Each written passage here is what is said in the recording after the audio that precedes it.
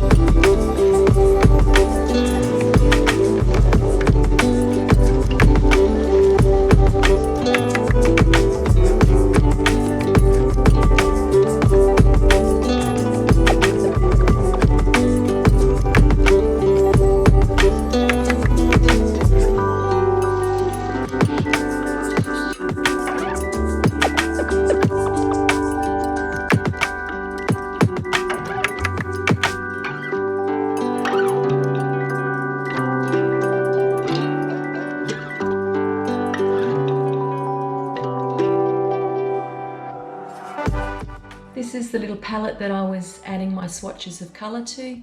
It was just to help me keep on track with choosing the correct colours for my painting, and it really helped out. Sometimes I do this, it's just a new thing that I've been attempting, and you can see the very different varieties of oranges and blues and pinks that I used. Thanks for watching. I hope you enjoyed that little video. I know it's been a while since I've posted up any videos at all. Been a bit busy with life and all that, but you know how it is. Next video I will be doing a review of these gouache paints that my daughter bought me for my Mother's Day gift. I've been wanting to get them for a long time. They look awesome.